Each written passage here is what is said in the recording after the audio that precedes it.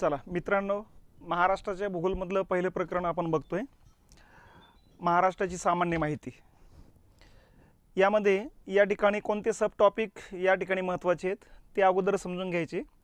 महाराष्ट्राच्या सामान्य माहितीमध्ये महाराष्ट्राची निर्मिती, तुलनात्मक माहिती महाराष्ट्राची, भौगोलिक स्थान, विस्तार, प्रशासकीय विभाग, प्रादेशिक विभाग आणि त्या भागातल्या बोलीभाषा, नैसर्गिक सीमा आणि राजकीय सीमा, एवढे सब टॉपिक या पहिल्या प्रकरणामध्ये येतील. म्हणजे जेवढे काही वेगवेगळ्या परीक्षेला प्रश्न आलेले आहेत, इतक्या जागेत प्रश्न आलेले आहेत, त्यामुळे हे सगळे सब टॉपिकवरती थोडं कॉन्सन्ट्रेशन करायचं. त्यातला पहिला जो मुद्दा आहे निर्मिती, याच्यावरती प्रश्नाची शक्यता कमी आहे. पण आपण ज्या राज्याची माहिती इथून पुढे बघणार आहोत त्या राज्याबद्दलची या ठिकाणी थोडक्यात इतिहास माहिती असावा लागतो. तर मग आता पहिला मुद्दा जो आहे महाराष्ट्राची निर्मिती आहे. महाराष्ट्राची निर्मिती बघण्याच्या अगोदर हे लक्षात घेतलं पाहिजे आपण की भारताचा जो काही पश्चिमेकडचा प्रदेश आहे, हा पश्चिमेकडच्या भागाचा या ठिकाणी आपलं या ठिकाणी राज्य येत असतं, महाराष्ट्र राज्य. ठीक आहे. महाराष्ट्र राज्याची निर्मिती आपल्याला माहिती आहे 1 मे 1960ला झालेली आहे. आणि त्याच वेळेस आपण आपल्या राज्याचं नाव काय ठेवायचं यासाठी एक कमिटी स्थापन करण्यात आली होती. त्या कमिटीने सुचवलं होतं की महाराष्ट्र राज्य नाव ठेवा म्हणून. आता या कमिटीला ज्या वेळेस या ठिकाणी नाव सगळ्यात प्राचीन नाव शोधण्याचं सांगितलं होतं, तर त्यावेळेस मग मागच्या पाठीमागं या ठिकाणी रेकॉर्ड तपासायला सुरुवात केली होती बघा. तर सर्वात जुना रेकॉर्ड सापडला होता रामायण आणि महाभारतातला. रामायण हा इसवी सन पूर्व 900 वर्षापूर्वीची घटना आहेत आणि महाभारताची घटना इसवी सन पूर्व 800 वर्षापूर्वीची घटना आहेत. म्हणजे थोडक्यात रामायण 100 वर्षे महाभारतापेक्षा जुनं आहे. तर या ठिकाणी म्हणजे आजपासून जवळपास या ठिकाणी विचार करतात, आज आपलं 2023 चालू आहे, 2000 आणि त्या 900 म्हणजे जवळपास 2900 ते 3000 वर्षापूर्वी रामायणाच्या घटना घडलेल्या आहेत. तर रामायणाचा तो कालखंड आहे. रामायणाच्या कालखंडामध्ये महाराष्ट्राला दक्षिणपथ असं नाव होतं. आणि नंतर पुढचं 100 वर्षानंतर महाभारताचा कालखंड आहे आणि महाभारताच्या कालखंडामध्ये महाराष्ट्राचं नाव दंडकारण्य होतं. मग आता या ठिकाणी मूळ मुद्दा हा होता की ते नाव द्यायचं की काय करायचं. कारण या ठिकाणी रामायण आणि महाभारत ज्या कालखंडात घडले त्या कालखंडातले ते नावं होते की नाही याच्याबद्दल संभ्रम होता. कारण रामायण आणि महाभारत नंतरच्या कालखंडात लिहिले गेलेले. मग ज्यावेळेस ती लिहिले गेलं त्यावेळेस कदाचित नाव असेल असा प्रकारचा संभ्रम निर्माण झाला की ज्या वेळेस रामायण घडलं त्यावेळेचं नाव असेल. तर यावरून मग आपल्याला प्रूफ काहीच दिसत नव्हता. म्हणून आपण रामायण महाभारतातले जे नाव आहे महाराष्ट्राचे आपण ते नावं गृहीत धरलेले नाही. त्याच्यानंतर मग सम्राट अशोकाचा कालखंड येतो. सम्राट अशोकाचा कालखंड म्हणजे इसवी सन पूर्व 261चा कालखंड आहे बघा. ठीक आहे. म्हणजे रामायण महाभारत घडल्यानंतर 300-400 वर्षानंतरचा कालखंड आहे. तर सम्राट अशोकाच्या कालखंडामध्ये या ठिकाणी त्याने कलिंग युद्ध जिंकल्यानंतर या ठिकाणी प्रत्येक देशातील नागरिकांचं या ठिकाणी कल्याण करण्यावरती भर दिला होता. आणि त्याने त्याचे जे काही 10-11 मुद्दे होते ते मुद्द्याबद्दल सामान्य जनतेला माहिती कळावी याकरता प्रत्येक गावात त्याच्या ज्या काही आज्ञा होत्या, अशोकाचा धम्म म्हणतो आपण, त्या अशोकाचा धम्म प्रत्येक गावातल्या दगडावर कोरून ठेवण्याच्या पद्धती सुरू केल्या. कारण त्या कालखंडात काही कागद वगैरे काही नव्हता. म्हणून मग प्रत्येक गावाच्या इशीवरती म्हणजे गावातले जे मुख्य ठिकाणी लोक ज्या ठिकाणी एकत्र येतात त्या इशीवरती दगडावरती आलेख किंवा राजाच्या आज्ञा किंवा राजाचं कल्याणकारी धोरण काय हे सांगण्यासाठी दगडावरती ते कोरून ठेवण्याच्या पद्धती होत्या. त्यालाच म्हणायचं शिलालेख. तर अशा पद्धतीनं सध्या आजही आपल्याकडं सम्राट अशोकाच्या कालखंडातले 84,000 शिलालेख होते आहेत सध्या. यापैकी बरेच महाराष्ट्रातले पण सापडलेले बऱ्याच गावातले. आणि महाराष्ट्रातल्या बऱ्याच गावातले जेवढे शिलालेख सापडले त्या प्रत्येक शिलालेखाची सुरुवात व्हायची होते महाराष्ट्र प्रदेश. मग आपल्याला प्रूफ मिळाला इसवी सन पूर्व 261चा. कारण इसवी सन पूर्व 261चा हा सम्राट अशोकाचा कालखंड आहे आणि सम्राट अशोकाच्या कालखंडामध्ये आपलं नाव होतं महाराष्ट्र प्रदेश. आणि यावरूनच मग आपण आजच्या कालखंडामध्ये महाराष्ट्र राज्य असं नाव धारण केलेले. तर थोडक्यात आपल्या राज्याचं नावाच्या पाठीमागचा इतिहास जो आहे तो या ठिकाणी सम्राट अशोकाच्या कालखंडापासूनचा इतिहास येतो बघा. ठीक आहे. मग आता सम्राट अशोकाची राजवट गेली आणि त्याच्यानंतर ज्या ज्या घराण्याची राजवट महाराष्ट्रावर आली त्या त्या घराण्याने स्वतःचं नाव द्यायला सुरुवात केली बघा. मग आता कोणत्या कोणत्या घराण्याची राजवटी आल्यात या ठिकाणी जर आपण बघितलं, पहिले सातवाहनांची राजवट येते म्हणून सातवाहन कालखंड म्हणायचं आपण. आता हा जो कालखंड येतो हा कालखंड येतो 230 ते 200 इसवी सन पूर्व 230 ते इसवी सन 230. म्हणजे जवळपास 460 वर्षाचा हा कालखंड आहे. तर सातवाहनांचा कालखंड आहे. यांची राजधानी प्रतिष्ठान म्हणजे आजचं पैठण होतं आणि सिमुक नावाचा पहिला राजा या ठिकाणी होऊन गेलेला आहे.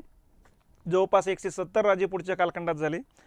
महाराष्ट्रातलंच या ठिकाणी हा राजा असल्यामुळं महाराष्ट्री असे ते स्वतःला म्हणत असत आणि यावरून लक्षात येतं आहे की मग आपल्या राज्याचं नाव महाराष्ट्र आहे म्हणून. तर मग पण ज्या ज्या घराण्याने स्वतःची राजवटी आणली त्या त्या घराण्याने पुढच्या कालखंडामध्ये महाराष्ट्र प्रदेश असं नाव न देता स्वतःच्या घराण्याचं नाव द्यायला सुरुवात केली.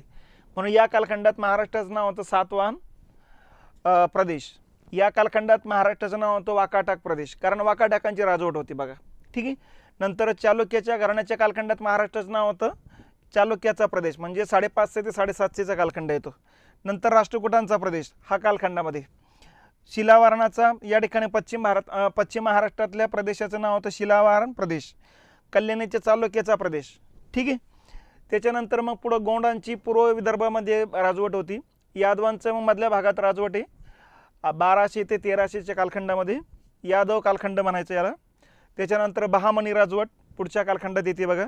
बहामनीच्याच राजवटीमध्ये या ठिकाणी आदिलशाहीमध्ये या ठिकाणी शिवाजी महाराजांनी स्वराज्याची स्थापना केली आणि मराठी राजवटीच्या स्थापनेला सुरुवात होते बघा. मग मराठ्यांचा कालखंड 1630चा 1818चा कालखंड येतो असतो. त्याच्यानंतर मग ब्रिटिशांनी मराठ्यांना पराभूत केलं आणि नंतर इंग्रजांची राजवट भारतावर आली, म्हणजे पर्यायानं महाराष्ट्रावर पण आली आणि म्हणून पुढं ब्रिटिश कालखंड सुरू होतो. तर 1818 ते 1947 हा ब्रिटिश कालखंड आहे. तर अशा पद्धतीनं या ठिकाणी ज्या ज्या घराण्याची राजवट महाराष्ट्रावर आली मधल्या कालखंडामध्ये त्या त्या घराण्यानं स्वतःचं नाव या प्रदेशाला द्यायला सुरुवात केली बघा. मग आता ब्रिटिशांच्या कालखंडामध्ये फक्त काही महाराष्ट्र त्यांच्या ताब्यात नव्हता, अख्खा भारत त्यांच्या ताब्यात होता बघा. म्हणून त्यांनी प्रांत पाडले होते. मग आपल्या राज्याला वेगवेगळ्या कालखंडात काय काय नाव होते ते लक्षात घ्यायचं बघा. कोणत्या नावानं ओळखले जायचे.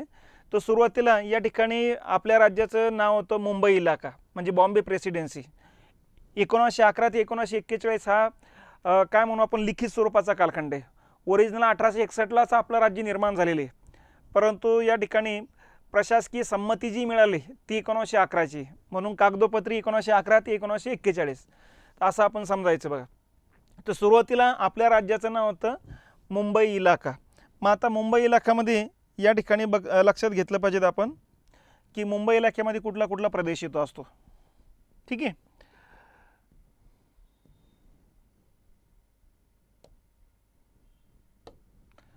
हे बघा, हा भारताचा पश्चिमेकडचा प्रदेश आहे. इथं आपलं राज्य येते असं. तर या मुंबई इलाख्यामध्ये समजून घेताना अगोदर हे लक्षात घेतलं पाहिजे, मराठवाड्याचा जो भाग आहे हा औरंगाबाद विभाग, हा औरंगाबाद विभाग निजामाकडे होता. ठीक आहे. विदर्भाचा जो नागपूर विभाग आहे हा नागपूर विभाग मध्य प्रांताचा भाग होता. हा हैदराबादच्या निजामाचा भाग होता. ठीक आहे. मग उरला खानदेश, पश्चिम महाराष्ट्र आणि कोकण यांचं मिळून एकच प्रशासकीय विभाग होता कोकण, आपलं पुणे. ठीक आहे. आता यांचं मुख्यालय होतं मुंबईला. मुंबई या प्रदेशाला म्हणायचं मुंबई प्रेसिडेन्सी किंवा मुंबई इलाका. मग आता या मुंबई इलाक्यामध्ये प्रशासकीय विभाग कुठले कुठले होते. नंबर 1 होता बेळगाव. इकडं बेळगाव, कारवार, निपाणी, धारवाड इकडचे 3-4 जिल्ह्यांचे मिळून तयार झालेला होता. त्याच्यानंतर दुसरा होता पुणे प्रशासकीय विभाग, म्हणजे कोकण, पश्चिम महाराष्ट्र, खानदेश यांचं मिळून तयार झाला होता. सध्याचा पूर्ण गुजरात, तर गुजरात अहमदाबाद प्रशासकीय विभाग म्हणून ओळखला जायचा. आणि इकडचा होता सिंध, पाकिस्तानमध्ये सध्या. तर एवढ्या प्रदेशांचा प्रशासकीय विभागांचा मिळून तयार होणारा प्रदेश होता मुंबई इलाका. मग या ठिकाणी हे लक्षात घेतलं पाहिजेत. हे बघा, मुंबई इलाक्यातले प्रशासकीय विभाग बेळगाव, पुणे, अहमदाबाद आणि सिंध आहे. ठीक आहे. नंतर मग ही स्थिती टिकली होती 1911 ते 1941चा कालखंड. 1935चा कालखंड आला आणि 1935ला भारत सरकारनं सर्वात मोठा आणि सर्वात शेवटचा प्रशासकीय सुधारणा कायदा केला, गव्हर्नमेंट ऑफ इंडिया ॲक्ट म्हणतो आपण त्याला. आणि या गव्हर्नमेंट ऑफ इंडिया ॲक्टनुसार या ठिकाणी मग सिंध प्रांत वेगळा निर्माण करण्याची घोषणा करण्यात आली आणि तो प्रत्यक्षात वेगळा झाला 1941ला. म्हणून ही टिकून होती 41पर्यंत. 41ला मग या ठिकाणी सिंध वगळता बाकीचा प्रदेश आपला राहिला. या बाकीच्या प्रदेशाचाच मिळून बनलं मुंबई प्रांत, म्हणजे बॉम्बे प्रोव्हिन्स. ठीक आहे. 1941 ते 47चा कालखंड येतो बघा. मग याच्यामध्ये बघा, हा पट्टा गेला. आता हा नवीन राज्य निर्माण झालं. अहमदाबाद 1, पुणे 2, बेळगाव 3 अशा या 3 विभागाचं मिळून तयार झालं आहे मुंबई प्रांत. मात्र या मुंबई प्रांताची निर्मितीच्या वेळेसच लक्षात आलं आहे की पुणे प्रदेश अतिशय मोठा होतो, म्हणून सह्याद्रीच्या पश्चिमेकडे एक नवीन प्रशासकीय विभाग तयार करण्यात आला, ज्याला नाव दिलं कोकण. म्हणजे बेळगाव 1, कोकण 2, पुणे 3, अहमदाबाद 4 या 4 प्रशासकीय विभागाने तयार होण्याला नाव दिलं मुंबई प्रांत. आणि हा मुंबई प्रांत होता बघा, या ठिकाणी कालखंड आपल्याला माहिती आहे 41 ते 47चा कालखंड आहे. ठीक आहे.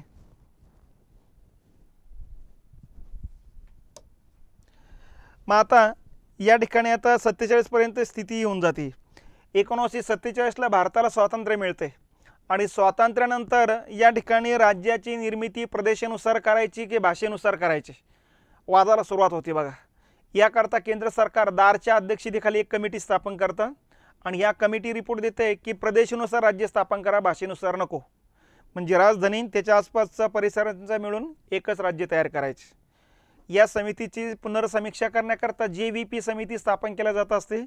ती समितीसुद्धा दार कमिटीची शिफारशी उचलतात आणि मान्य करतात. आणि याच्यानुसार मग राजधानीच्या आसपासचा मिळून जो प्रदेश तयार होईल त्या प्रदेशाचं नाव या ठिकाणी आता एक एक प्रदेश तयार करायला सुरुवात झाली बघा. मग आता काय करण्यात आलं आहे की या ठिकाणी मुंबईपासून अहमदाबादचा वरचा भाग अतिशय दूर पडत होता, म्हणून इकडं राजपुताना तयार करण्यात आला होता बघा. राजपुतानाचं सध्या राजस्थान झालेलं आहे. मग अहमदाबादचा अर्धा जो पट्टा आहे म्हणजे आता कच्छ आणि सौराष्ट्राचा पट्टा, कच्छ आणि सौराष्ट्राचा पट्टा राजपुतानाला जोडला. ठीक आहे. आणि उर्वरित अर्धा अहमदाबाद, पुणे, कोकण आणि बेळगाव यांचं मिळून तयार होणारं एक राज्य निर्माण करण्यात आलं. त्या राज्याला नाव दिलं मुंबई राज्य. 1947ला ते अस्तित्वात आलं. बॉम्बे स्टेट म्हणतो आपण त्याला. आलं लक्षात. अर्धा अहमदाबाद राजपुतानाला जोडलं आहे आणि उरलेला अर्धा अहमदाबाद धरून मग बाकीचे प्रशासकीय विभागाने बनलेलं हे राज्य आहे मुंबई राज्य म्हणायचं. यामध्ये बेळगाव, पुणे, कोकण, अहमदाबादचं कच्छ आणि सौराष्ट्र सोडून द्यायचं, यांचं मिळून बनलेलं आहे बघा. ठीक आहे. तर ही स्थिती 56 पर्यंत आहे. पण मधल्या कालखंडातल्या घटना लक्षात घेतल्या पाहिजेत. आता लोकांच्या भाषिक भावना तीव्र बनल्या, कारण सरकारनं प्रदेशानुसार राज्य स्थापन करण्याची घोषणा केली. 1952मध्ये या ठिकाणी श्रीरामालू पट्टलू नावाचा जो व्यक्ती होता आंध्र प्रदेशचा, तो चेन्नईला उपोषणाला बसलेत आणि त्यांनी सांगितलं तेलुगू भाषिकांसाठी स्वतंत्र आंध्र प्रदेश निर्माण करावं. सरकारनं त्यांच्या उपोषणाकडे या ठिकाणी दुर्लक्ष केले. 52 दिवस उपोषण चाललंय आणि 53 दिवशी त्यांचं उपोषणामध्येच मृत्यू झाला. त्याच्यानंतर मग आंध्र प्रदेशमध्ये बऱ्याच लोकांनी आत्महत्या करायला सुरुवात केली. याचा परिणाम केंद्र सरकार खडबडून जागे झालेत आणि केंद्र सरकारनं मग फाजल अलीच्या नेतृत्वाखाली भाषावार प्रांत रचना समितीची स्थापना केली की भाषेनुसार राज्य स्थापन करावेत का आणि करायचे असेल तर कोणती कोणती करायची. आणि त्यानुसार मग भाषावार प्रांत रचना समितीनं या ठिकाणी ज्या शिफारशी केल्या त्यानुसार पहिलं भाषिक राज्य निर्माण झालं भारतामध्ये आंध्र प्रदेश. आणि त्याच्यानंतर दुसरी शिफारस केली की मराठी भाषिक पूर्ण आणि पूर्ण गुजराती भाषिक यांचं एकच राज्य निर्माण करावं. आणि या राज्याला आपण नाव ठेवलं मग द्विभाषिक राज्य. मग हे द्विभाषिक राज्य अस्तित्वात आलं 1 नोव्हेंबर 1956ला, टिकून होतं 30 एप्रिल 1960 पर्यंत. मग यामध्ये गुजरातचे जो प्रशासकीय विभाग आहे अहमदाबादाचे, कच्छ आणि सौराष्ट्र काढलं होतं, आता परत घेतलं त्याला, कारण गुजराती भाषी होतं त्यामुळे अहमदाबाद घेतलं आणि सध्याचा पूर्ण महाराष्ट्र घेतला. फक्त बदल काय काय केला ते लक्षात घ्या. बेळगाव प्रशासकीय विभाग आता म्हैसूर राज्याला जोडला, म्हणजे आजचं कर्नाटक म्हणू आपण त्याला. ठीक आहे. औरंगाबाद प्रशासकीय विभाग आतापर्यंत हैदराबादच्या निजामाकडे होता. मराठी भाषिक असल्यामुळं या ठिकाणी औरंगाबाद प्रशासकीय विभाग तयार करून इकडं द्विभाषिक राज्याला जोडला.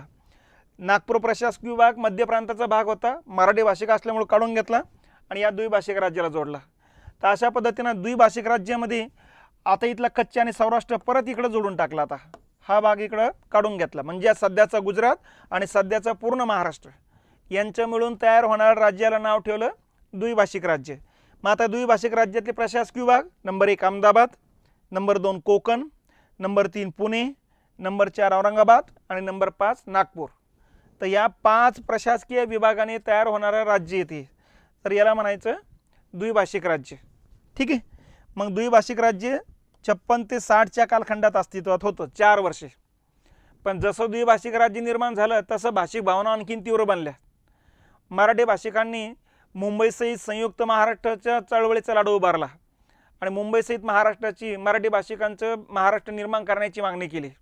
तर गुजराती समाजानं सुद्धा महागुजरात समितीची स्थापना करून गुजराती भाषिकांसाठी वेगळं गुजरात राज्याची मागणी केली. आता केंद्र सरकारला वाटू लागलं की अरे ह्या मागणी वाढतच चालल्या, काही थांब्या ना.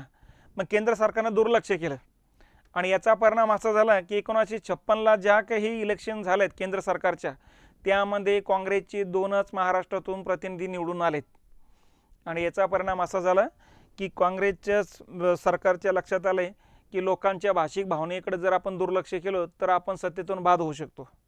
आणि म्हणून इंदिरा गांधी त्यावेळेस काँग्रेसच्या अध्यक्ष होत्या, तर इंदिरा गांधींच्या अध्यक्षतेखाली कमिटी स्थापन केली की याचा निर्णय काय घ्यायचा. या कमिटीनं मग मुंबई आणि गुजराती लोकांच्या, मराठी लोकांच्या या ठिकाणी मुलाखती घेतल्या. त्याच ठिकाणी त्यांच्या लक्षात आले की भाषिक भावना तीव्र आहे, लवकरात लवकर राज्य निर्माण करण्यातच भलाई. आणि म्हणून मग या ठिकाणी मग केंद्र सरकारने एक परिपत्रक काढलं, ज्या परिपत्रकामध्ये 1 एप्रिल 1960ला गुजराती भाषिकांसाठी गुजरात राज्य, मराठी भाषिकांसाठी मुंबईसहित महाराष्ट्र राज्य निर्माण करण्याचं एक परिपत्रक काढलं त्यांनी. आणि त्या परिपत्रकानुसार मग 1 एप्रिल 1960ला दोन्ही राज्य अस्तित्वात येईल अशा प्रकारची घोषणा केली. आणि अशा पद्धतीने मग ही 2 राज्य निर्माण होण्याची प्रोसेसला सुरुवात झाली बघा. पण महाराष्ट्रातले श्रीपाद अमृत डांगे, अण्णा डांगे म्हणतो आपण त्यांना, त्यांनीच मग पंडित नेहरूंना पत्र पाठवून सांगितलं की आमच्या राज्याच्या निर्मितीसाठीचा जो लढा आहे आमचा खरा लढा होता, खोटा लढा नव्हता. आमच्या राज्याच्या निर्मितीसाठी जो लढा झाला आहे त्यामध्ये 105 ते 106 लोक हुतात्मे झालेले आहेत. त्यामुळं या ठिकाणी आमच्या राज्याची निर्मिती 1 एप्रिलला करू नका, कारण 1 एप्रिल हा दिवस जगभरात खोटं बोलण्याचा दिवस आहे. त्यामुळे 1 एप्रिलच्या ऐवजी 1 मेला जर आमच्या राज्याची निर्मिती केली तर साहजिकच 1 मे हा आंतरराष्ट्रीय कामगार दिवस पण आहे. आणि आमचे जे काही हुतात्मे झालेले त्यामध्ये बहुतांशी कामगार लोक आहे. त्या निमित्तानं त्या लोकांचं स्मरण या ठिकाणी होईल. मग त्यांचा पत्राचा सार बघितल्यानंतर पंडित नेहरूंना अगोदरचं परिपत्रक मागे घेतलं आणि 1 मे 1960चं नवीन परिपत्रक काढलं. आणि त्यानुसार मग 1 मे 1960ला मराठी भाषिकांचं महाराष्ट्र राज्य आणि गुजराती भाषिकांचं गुजरात राज्य अस्तित्वात आलं. म्हणजे महाराष्ट्र आणि गुजरातचा या ठिकाणी स्वातंत्र्य दिन एकच आहे, 1 मे 1960. ठीक आहे. मग आता या ठिकाणी आपल्या राज्याची निर्मिती झाली. तर महाराष्ट्र ज्यावेळेस निर्माण झालं त्यावेळेस प्रशासकीय विभाग होते 4: कोकण, पुणे, औरंगाबाद आणि नागपूर. ठीक आहे. आता औरंगाबादचं संभाजीनगर झालेले, तर त्यामुळं या ठिकाणी छत्रपती संभाजीनगरही तुम्ही म्हणू शकता, आपण म्हणू शकतो. कारण आता अंगवळणी आपल्या औरंगाबाद पडलेले, छत्रपती संभाजीनगर येता येता कधी कधी नजर चुकीने इकडे तिकडे होऊ शकतं, तर हेही लक्षात घेत चला. तर हे 4 प्रशासकीय विभाग या ठिकाणी आहेत बघा, म्हणजे होते. ठीक आहे. कधी 1960ला. मग नंतर 1981ला कोकण आणि पुण्याची पुनर्रचना करण्यात आली. ठीक आहे.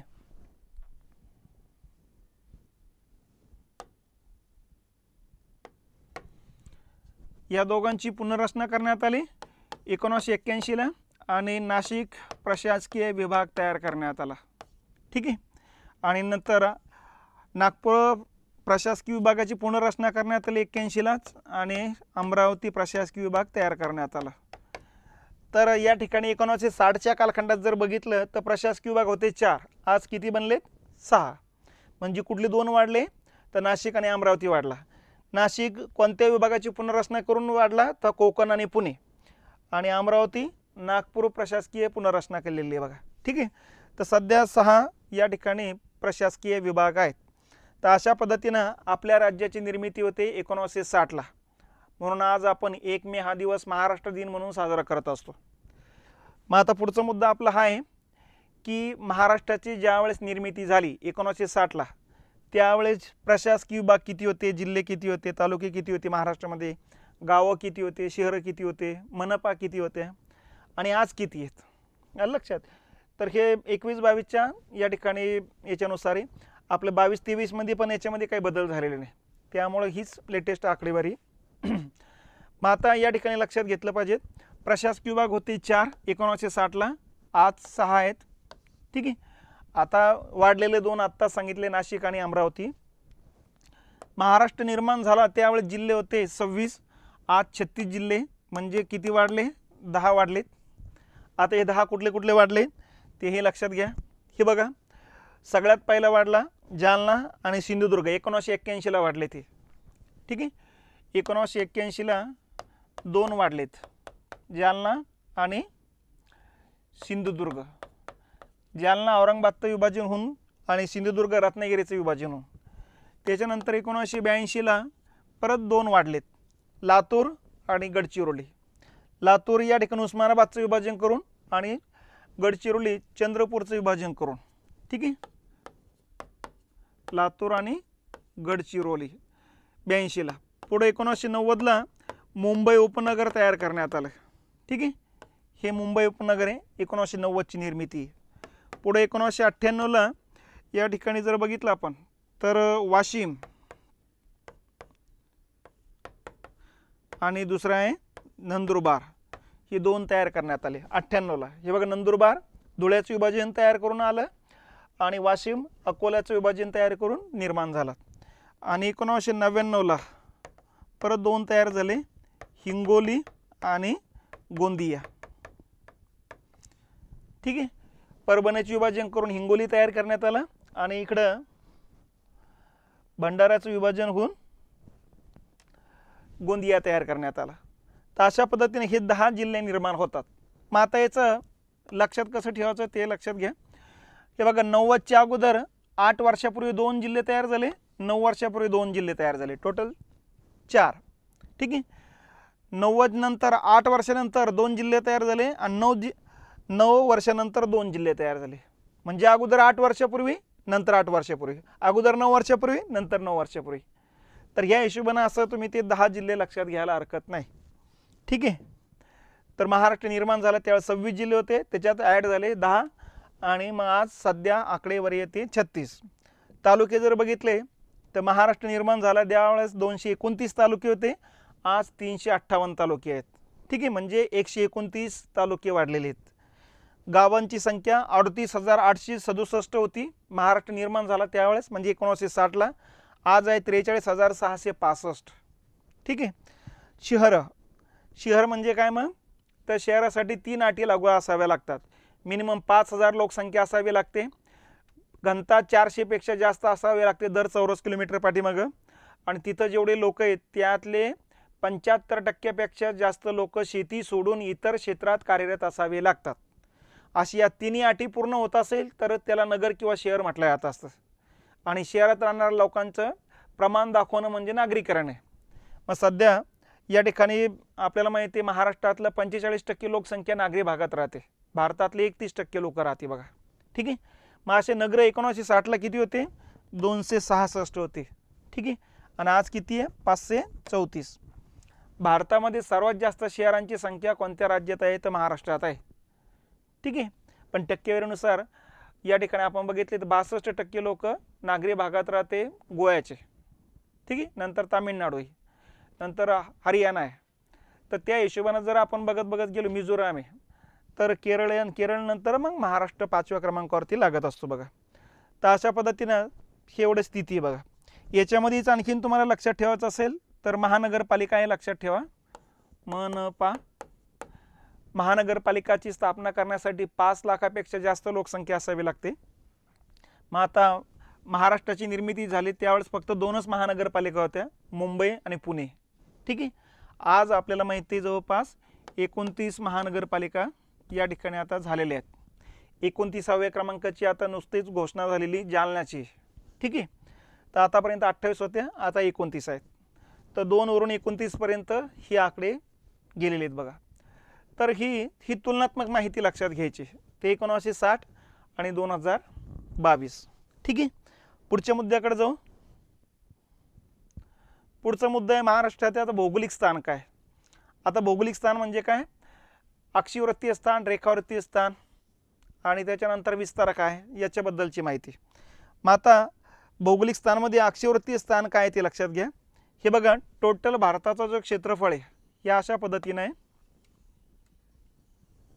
ठीक आहे, या ठिकाणी आपलं महाराष्ट्र येतं आणि टोटल भारताच आपण 8 अंश उत्तर अक्षीवृत्तापासून सुरुवात होते ते 37 अंश उत्तर अक्षीवृत्तापर्यंत, बरोबर आहे. आणि या दरम्यानच महाराष्ट्र येतोय. मग या दरम्यान कुठे, तर या ठिकाणी लक्षात घेतलं पाहिजे 15 अंश उत्तर अक्षीवृत्तापासून ते 22 अंश उत्तर अक्षीवृत्तापर्यंत या 2 अक्षीवृत्त दरम्यान आपलं महाराष्ट्र येतो असतो. मग 2 अक्षवृत्तामध्ये हे 2 म्हणजे 15 ते 22 म्हणजे मधून 7 अक्षवृत्त जातात. 2 अक्षवृत्त दरम्यान 100 किलोमीटर जरी म्हटलं तर दक्षिण उत्तर लांबी 700 किलोमीटर येईल, कारण 7 अक्षवृत्त अंतर आहे. ठीक आहे. आणि रेखावृत्तानुसार टोटल भारताचं जर बघितलं तर 68° पूर्व रेखावृत्तापासून भारत सुरुवात होतो ते 97° पूर्व रेखावृत्तापर्यंत. मग या दरम्यानच महाराष्ट्र आहे. मग महाराष्ट्र येतं 72° पूर्व रेखावृत्त ते 97° आपलं 80° पूर्व रेखावृत्त. 72 ते 80 म्हणजे 8 रेखावृत्त जातात आणि हे 7 अक्षवृत्त. मग या ठिकाणी 8 रेखावृत्त जातात, याचा अर्थ पूर्व पश्चिम लांबी 800 किलोमीटर येईल आणि दक्षिण उत्तर लांबी 700 किलोमीटर येईल. ठीक आहे. तर या पद्धतीने अक्षवृत्ती आणि रेखावृत्तीय स्थान म्हणजे जगामध्ये नेमके महाराष्ट्र कुठे हे दाखवण्यासाठी 2 अक्षवृत्त आणि 2 रेखावृत्त माहीत असेल तर बरोबर त्या चौकानामध्ये महाराष्ट्राचे येणारे जगातला कुठलाही प्रदेश येणार नाही. ठीक आहे. मग आता या ठिकाणी हे अक्षवृत्त ढोबळमानानं लक्षात ठेवायचं मायक्रो हे आपण आपल्या मनावर आहे. शक्यतो प्रश्न ढोबळच असतात, अंशामध्येच असतात. हे बघा इथं 15° आहे, पुढं 44 वरती सोल्पविराम दिला, याचा अर्थ होतं मिनटं, आणि त्याच्या पलीकडे 46 आणि पुढं 2 सोल्पविराम दिले, त्याचा अर्थ होतो सेकंद. उच्चार करताना 15°, 44 मिनटं, 46 सेकंद उत्तर, कारण उत्तर गोलार्धात आपण आहोत म्हणजे उत्तरेकडचं हे अक्षवृत्त आहे ते 22°, 6 मिनटं 13 सेकंद उत्तर. या 2 अक्षवृत्ता दरम्यान महाराष्ट्र येतो. आणि 2 रेखावृत्त कुठले 72°, 6 मिनटं 45 सेकंद पूर्व ते 80°, 9 मिनटं 17 सेकंद पूर्व. म्हणजे आपण रेखावृत्तानुसार पूर्व गोलार्धात आहोत, पहिला मुद्दा लक्षात घ्यायचं, आणि अक्षवृत्तानुसार उत्तर गोलार्धात आहोत. ठीक आहे.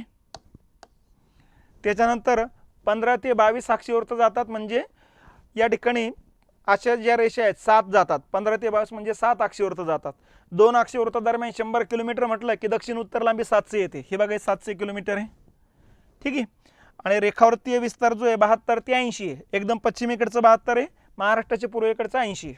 तसं अक्षवृत्तामध्ये महाराष्ट्राच्या दक्षिणेकडचं 15° उत्तर आहे आणि एकदम उत्तरेकडून जातं 22° उत्तर अक्षवृत्त, असं लक्षात घ्यायचं.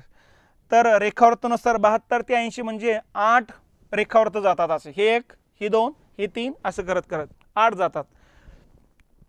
2 रेखावृत्त दरम्यान 100 किलोमीटरचं अंतर, याचा अर्थ पूर्व पश्चिम लांबी 800 किलोमीटर आहे. तर महाराष्ट्राची पूर्व पश्चिम लांबी किती 800 आणि दक्षिण उत्तर लांबी किती 700. आता इथं जी किनारपट्टी आहे ही किनारपट्टी अशी सरळ जर मोजली तर 500 या ठिकाणी 60 किलोमीटर भरती सरळ मोजली तर. परंतु आपली झिगझॅग किनारपट्टी अशी नाशिक किनारपट्टी असल्यामुळे साहजिकच ही भरते 720 किलोमीटर. ठीक आहे. आता ही किनारपट्टी जर बघितली तर सर्वात जास्त या ठिकाणी 237 किलोमीटर आहे रत्नागिरी जिल्ह्याला.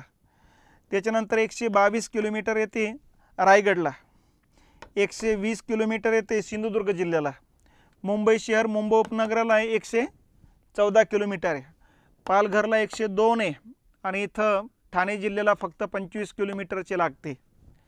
मग किनारपट्टीमध्ये सर्वात जास्त किनारपट्टी कुठल्या जिल्ह्याला लागते रत्नागिरी, सर्वात कमी कुठल्या जिल्ह्याला लागते ठाणे, असं लक्षात ठेवायचं. उत्तरात एक क्रमाने विचारलं तर 1 नंबर रत्नागिरी आहे, 2 नंबर रायगड आहे, 3 नंबर सिंधुदुर्ग आहे, 4 नंबर मुंबई शहर उपनगर आहे, 5 नंबर या ठिकाणी पालघर आहे आणि सर्वात शेवटी येतं ठाणे, असं लक्षात ठेवा. तर ह्याबद्दलची ही माहिती आहे. मग आता आपल्याला माहिती आहे पूर्व पश्चिम लांबी समजली, दक्षिण उत्तर लांबी समजली. आता क्षेत्रफळ येते. ठीक आहे. लांबी गुणिले रुंदी म्हणजे क्षेत्रफळ. मग आता महाराष्ट्राचं क्षेत्रफळ किती आहे तर टोटल महाराष्ट्राचं क्षेत्रफळ येतं 3,07,713 चौरस किलोमीटर इतकं क्षेत्रफळ आहे. आता एक क्षेत्रफळ भारताचे किती टक्के आहे, भारताच्या येतं हे 9.36%. ठीक आहे. तर भारताचे 9.36% क्षेत्रफळ येत असतं. आता या ठिकाणी याच भागामध्ये किती लोकसंख्या राहते आपल्याकडे, आता 2011ची जनगणनेची आकडेवारी, 2021ची जनगणना अजून झालेली नाही. मग 2011 नुसार 23,74,333 एवढी लोकसंख्या येते. 11,23,74,333. आता ही लोकसंख्या भारताच्या एकूण लोकसंख्येचे किती टक्के, भारताच्या लोकसंख्येचे ते 9.29%. ठीक आहे. क्षेत्रफळानुसार महाराष्ट्राचा भारतात राजस्थान मध्य प्रदेश खालोखाल तिसरा क्रमांक लागतो आणि लोकसंख्येनुसार महाराष्ट्राचा भारतात उत्तर प्रदेश खालोखाल दुसरा क्रमांक लागतो बघा. तर ही थोडक्यात फॅक्ट डाटा जो आहे विस्ताराबद्दलची माहिती तसं लक्षात घ्या. ठीक आहे. मग आता आपण विस्तार आणि भौगोलिक स्थान दोन्ही मुद्दे बघितलेत. दोन्ही मुद्द्यामध्ये काय काय लक्षात घेतलं. पहिलं अक्षीयवृत्तीय स्थान लक्षात घेतलं आपण. ठीक आहे. अक्षीयवृत्तीय स्थान या ठिकाणी 15 अंश उत्तर ते 22 अंश उत्तर अक्षीयवृत्त आहे. त्याच्यानंतर रेखावृत्तीय स्थान लक्षात घेतलं. रेखावृत्तीय स्थान आहे 72 अंश पूर्व ते 80 अंश पूर्व रेखावृत्त आहे. तिसरा मुद्दा पूर्व पश्चिम लांबी लक्षात घेतली.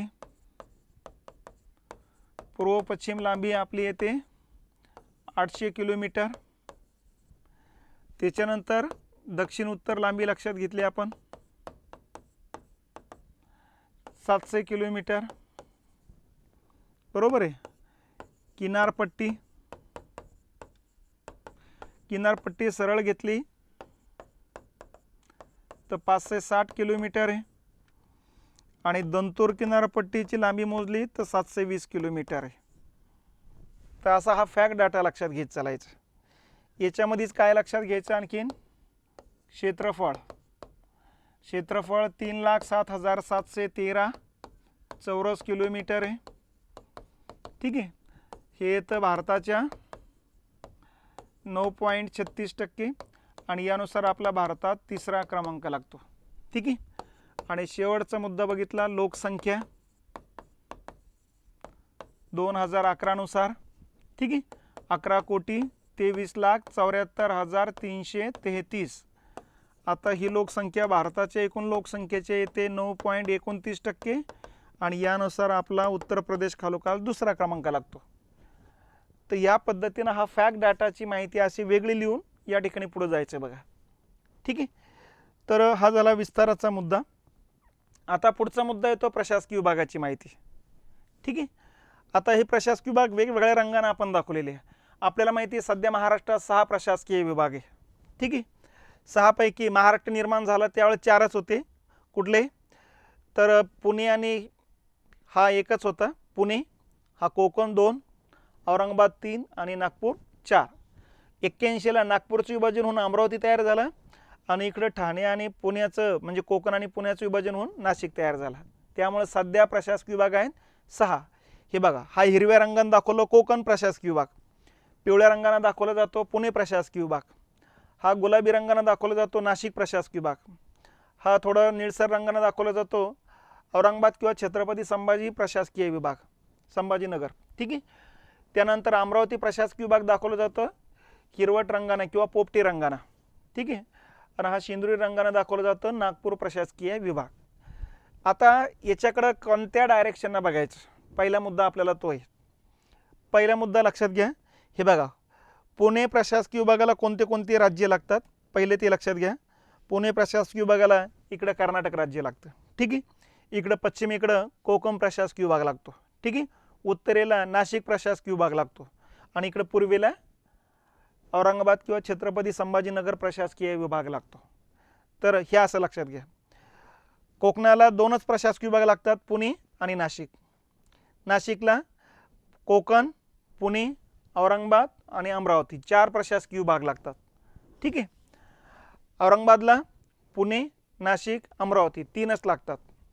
अमरावतीला औरंगाबाद, नाशिक, नागपूर 3 लागतात आणि नागपूरला एकच लागतो अमरावती. पहिला मुद्दा म्हणजे हा डायग्राम असा बघायचा नाही. हा डायग्राम बघताना असा बघायचा. हे आपलं असं राज्य आहे. ठीक आहे. या राज्यामध्ये आपल्याला माहिती आहे की या पट्ट्यामध्ये कोकण आहे. ठीक आहे. या पट्ट्यामध्ये नाशिक आहे, या पट्ट्यामध्ये पुणे आहे, या पट्ट्यामध्ये औरंगाबाद आहे, या पट्ट्यामध्ये नागपूर आहे. हा नागपूर आहे, हा अमरावती आहे, हा औरंगाबाद आहे, हा नाशिक आहे, हा पुणे आहे आणि हा कोकण आहे. बघा इथे लक्षात घ्यायचं, नाशिकला 4 प्रशासकीय विभागात सीमा लागतात, कोकण, पुणे, औरंगाबाद, अमरावती. पुणे प्रशासकीयला 3, 1 2 3, कोकणला 2च, औरंगाबादला 1 2 3, अमरावतीला 1 2 3 आणि नागपूरला 1च. म्हणजे खालीलपैकी कोणत्या प्रशासकीय विभागाला सर्वाधिक प्रशासकीय विभागात सीमा लागतात असा जर प्रश्न आला तर नाशिक. किती प्रशासकीय विभागात सीमा लागतात तर 4. कोणत्या कोणत्या प्रशासकीय विभागात सीमा लागतात, कोकण, पुणे, औरंगाबाद, अमरावती. तर एक एक एक एक मुद्दा नकाशा वाचनाच्या आधारे इथं क्लिअर करून घ्यायचे. बघा अगोदर प्रशासकीय विभाग कोणते कोणते त्याची मांडणी करा, नंतर त्या त्या प्रशासकीय विभागाला कोणत्या कोणत्या प्रशासकीय विभागात सीमा लागतात ते बघा. जास्त सीमा लागलेला प्रशासकीय विभाग 1 नंबरला नाशिक आहे. त्यानंतर मग पुणे, औरंगाबाद, अमरावतीला 3 प्रशासकीय विभागाच्या सीमा लागतात, कोकणला 2 आणि नागपूरला सर्वात कमी एकाच प्रशासकीय विभागाची सीमा लागते. ठीक आहे. आता दुसरा मुद्दा लक्षात घ्यायचा आहे काय, आता या प्रशासकीय विभागाचे क्षेत्रफळ कसं आहे. तर या पद्धतीनं जर आपण बघितलं तर सगळ्यात जास्त क्षेत्रफळ येतं औरंगाबाद विभागाचं. किती, 64,800 चौरस किलोमीटर आहे इतकं क्षेत्रफळ असते. टोटल या ठिकाणी जिल्हे येतात 8. ठीक आहे. तालुके येतात 76 आणि मनपा येते 4. असं लक्षात घ्यायचं. लक्षात येते 64,800 चौरस किलोमीटर एरिया आहे टोटल. जिल्हे 8 आहे या विभागामध्ये, तालुके 76 आहे, महानगरपालिका 4 आहेत. ठीक आहे. आता जिल्ह्यामध्ये पण क्षेत्रफळानं जर आपण बघितलं तर सर्वात मोठा जिल्हा येतो 1 नंबरला बीड क्षेत्रफळानं, 2 नंबरला आहे नांदेड, 3 नंबरला छत्रपती संभाजीनगर किंवा औरंगाबाद, 4 नंबरला जालना, 5 नंबरला उस्मानाबाद किंवा धाराशिव. ठीक आहे. 6 नंबरला लातूर, 7 नंबरला परभणी आणि सर्वात लहान 8 नंबरला हिंगोली. पहिले तुम्ही हे लक्षात घ्या, सगळ्यात मोठा बीड आहे, सर्वात लहान हिंगोली, 8 जिल्ह्यामध्ये. ठीक आहे. दुसरा मोठा प्रशासकीय विभाग आहे. आता ह्या 8 जिल्ह्यामध्ये या ठिकाणी महानगरपालिका किती आहे, 4 आहेत. कुठे कुठे, नंबर 1 औरंगाबाद, आता 5 झाल्यात.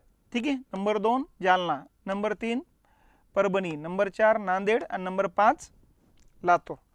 तर इथं या ठिकाणी हे लक्षात घ्या, महानगरपालिका आता जालन्याची एक 5वी झालेली आहे. आता याच्यापेक्षा लहान प्रशासकीय विभाग आहे नाशिक. नाशिकचे क्षेत्रफळ येतं 57,500 चौरस किलोमीटर. इथं जिल्हे येतात 5, तालुके येतात 54 आणि महानगरपालिका 5 येतात. ठीक आहे. आता कुठले कुठले येत असेल ते लक्षात घ्या. आता या ठिकाणी जे जिल्हे येतात 5, सगळ्यात मोठा जिल्हा येतो अहमदनगर, 17,000 चौरस किलोमीटर एरिया आहे. 2 नंबरला आहे नाशिक, 3 नंबरला येतो जळगाव, 4 नंबरला धुळे आणि 5 नंबरला नंदुरबार. तर अशा पद्धतीनं हे 5 जिल्हे या ठिकाणी लक्षात घ्यायचे. ठीक आहे. तर हे 5 जिल्हे येतात नाशिक प्रशासकीय विभागामध्ये. सर्वात मोठा आहे नगर, सर्वात छोटा आहे तो नंदुरबार. ठीक आहे. आता या ठिकाणी जर बघितलं आपण तर महानगरपालिका येतात 5, अहमदनगर 1, नाशिक 2, नाशिक जिल्ह्यामध्येच मालेगाव आहे 3, धुळे 4 आणि जळगाव 5, अशा 5 महानगरपालिका आहे. तर सगळ्यात मोठा प्रशासकीय विभाग औरंगाबाद क्षेत्रफळानं, 2 नंबरला नाशिक, 3 नंबरला पुणे येतो. आता पुण्याचं क्षेत्रफळ जर बघितलं तर 51,400 चौरस किलोमीटर आहे, 51,300 चौरस किलोमीटर एरिया आहे. इथं जिल्हे येतात 5, तालुके येतात 58 आणि महानगरपालिका येतात 6. मग आता या ठिकाणी जे काही क्षेत्रफळानं मोठाले जिल्हे आहेत, 1 नंबरला येतो पुणे, 2 नंबरला सोलापूर, 3 नंबरला सातारा, 4 नंबरला सांगली आणि 5 नंबरला कोल्हापूर. म्हणजे सर्वात मोठा येतो पुणे, सर्वात लहान येतो कोल्हापूर. ठीक आहे. मग आता या ठिकाणी 6 महानगरपालिका आहे. यामध्ये पुणे 1, पिंपरी चिंचवड 2, इथं 2, ही 3ऱ्या क्रमांकावर आहे. ठीक आहे. सांगली, मिरज, कुपवाडा 4थ्या क्रमांकावर आहे. 5व्या क्रमांकावर आहे कोल्हापूर आणि 6व्या क्रमांकावर येते इचलकरंजी. तर या 6 महानगरपालिका या विभागात येतात. ठीक आहे. आता विभागानुसार एक नंबरला औरंगाबाद, 2 नंबरला नाशिक, 3 नंबरला पुणे, 4 नंबरला येतो नागपूर. नागपूरचं क्षेत्रफळ येतं 51,400 चौरस किलोमीटर. ठीक आहे, हे 57,000 आहे. हे 51,400 चौरस किलोमीटर आहे. इथं 6 जिल्हे आहेत, 64 तालुके आहेत आणि 2च महानगरपालिका आहेत. मग 6 जिल्हे कोणते कोणते हे तुम्हाला लक्षात आले हे रंगामध्येच. मोठा कुठला आहे यामध्ये? 1 नंबरला येतं गडचिरोली, 2 नंबरला येतो चंद्रपूर, 3 नंबरला येतो नागपूर, 4 नंबरला येतो वर्धा, 5 नंबरला गोंदिया आणि 6 नंबरला सर्वात छोटा 4,000 चौरस किलोमीटर एरिया भंडाराचा आहे. हा सर्वात छोटा येतो बघा. इथे एकच लक्षात ठेवा, 1 नंबरला गडचिरोली आणि सर्वात शेवटच्या नंबरवरती भंडारा आहे. आणि महानगरपालिका 2च आहेत, नागपूर आणि चंद्रपूर. ठीक आहे, तर हा चौथा मोठा प्रशासकीय विभाग. 5व्या क्रमांकाचे तो अमरावती. अमरावतीचं क्षेत्रफळ येतं 46,000 चौरस किलोमीटर. जिल्हे येतात 5, तालुके येतात 56 आणि महानगरपालिका परत 2च आहे. 5 जिल्हे कोणते कोणते? हे 3 आणि हे 2, 5 हिरव्या रंगामध्ये दाखवलेले आहेत. यामध्ये सर्वात मोठा कुठला आहे? यवतमाळ. 2 नंबरला अमरावती, 3 नंबर बुलढाणा, 4 नंबर अकोला आणि 5 नंबरला वाशिम. असं लक्षात ठेवा. म्हणजे 1 नंबर यवतमाळ आहे, शेवटच्या नंबरवर वाशिम आहे. महानगरपालिका 2च आहे, अमरावती 1 आणि अकोला 2. ठीक आहे, आणि त्याच्यानंतर मग 6व्या क्रमांकाचा सर्वात छोटा प्रशासकीय विभाग आहे कोकण. कोकणचं क्षेत्रफळ येतं 30,728 चौरस किलोमीटर. जिल्हे येतात इथं 7, तालुके येतात 50 आणि महानगरपालिका या ठिकाणी येतील 9. ठीक आहे, मग आता जे जिल्हे आहेत 7 क्षेत्रफळांनी जर बघितलं तर 1 नंबरला मोठा येतो रत्नागिरी, 2 नंबरला रायगड, 3 नंबरला पालघर, 4 नंबरला सिंधुदुर्ग. ठीक आहे, 5 नंबरला ठाणे, 6 नंबरला मुंबई उपनगर आणि 7 नंबरला 156-57 चौरस किलोमीटर मुंबई शहर. ठीक आहे, इथं 50 तालुके येत असतात बघा आणि महानगरपालिका येतात 9. तर 9 महानगरपालिकापैकी 3 महानगरपालिका या ठिकाणी वेगवेगळ्या 3 जिल्ह्यात आहे. पालघरमध्ये वसई येते, रायगडमध्ये पनवेल येत असते बघा आणि मुंबई शहर उपनगराची एकच येते बृहन्मुंबई. या 3 या ठिकाणी वेगवेगळ्या 3 जिल्ह्यात आहे. उरले 6 महानगरपालिका एकट्या ठाणे जिल्ह्यात आहे. ठाणे, कल्याण डोंबिवली, त्याच्यानंतर या ठिकाणी मीरा भाईंदर, त्याच्यानंतर भिवंडी. ठीक आहे, उल्हासनगर आणि 6वी येते नवी मुंबई. तर अशा 6 महानगरपालिका एकट्या ठाणे जिल्ह्यात आहे. म्हणून सर्वाधिक महानगरपालिका असलेल्या भारतातला जिल्हा कोणता? तर ठाणे जिल्हा येतो. तर या पद्धतीनं प्रशासकीय विभागानुसारची माहिती लक्षात ठेवा. याच्यामध्ये कोणते कोणते प्रशासकीय विभाग आहे? नंबर 1, उतरत्या क्रमानं क्षेत्रफळानुसार कोणता क्रम लागतो? तो नंबर 2. प्रत्येक प्रशासकीय विभागात किती जिल्हे, तालुके, महानगरपालिका आहे? नंबर 3. त्या विभागामध्ये जे जिल्हे आहेत त्यातला मोठा कुठला आणि छोटा कुठला आहे? ते नंबर 4. तर या पद्धतीनं ही आकडेवारी लक्षात घ्यायची. आले की लक्षात? ठीक आहे, हे बघा, हे असं चार्ट होतं बघा. कोकण 30,728, महाराष्ट्राच्या एकूण क्षेत्रफळाच्या 10% भाग व्यापला गेलेला आहे. 50 तालुके, 7 जिल्हे, महानगरपालिका 9. पुणे प्रशासकीय विभाग 57,275, आपण 57,300 सांगितलेले. 18.5% भाग व्यापला गेलेला आहे. 58 तालुके, 5 जिल्हे, महानगरपालिका 6 आहेत. ठीक आहे, नाशिक 57,000 जवळपास 500 चौरस किलोमीटर आहे. 18% भाग व्यापला गेलेला आहे. ठीक आहे, 54 तालुके, 5 महानगरपालिका, 5 जिल्हे आहेत तिथं. औरंगाबाद विभागामध्ये 64,800 चौरस किलोमीटर एरिया आहे. 21% भाग व्यापला गेलेला आहे. तालुके येतात 76, जिल्हे येतात 8 आणि महानगरपालिका आता 5 झालेले आहेत. ठीक आहे, अमरावतीमध्ये 46,000 क्षेत्रफळ आहे, जवळपास 15% एरिया आहे. 56 तालुके, 5 जिल्हे आणि 2 महानगरपालिका आहेत. आणि नागपूरमध्ये 51,377 म्हणजे 51,400 लक्षात ठेवा. 16% भाग आहे, 64 तालुके, 6 जिल्हे आहेत आणि 2 महानगरपालिका आहे. अशी टोटल महानगरपालिका येतात 29, जिल्हे येतात 36, तालुके येतात 358. ठीक आहे, हे एरिया येतो टोटल 100%. आणि हे क्षेत्रफळ येतं 3,07,713 चौरस किलोमीटर. तर अशा पद्धतीनं या ठिकाणी ह्या प्रशासकीय विभागाची माहिती लक्षात ठेवा. ठीक आहे.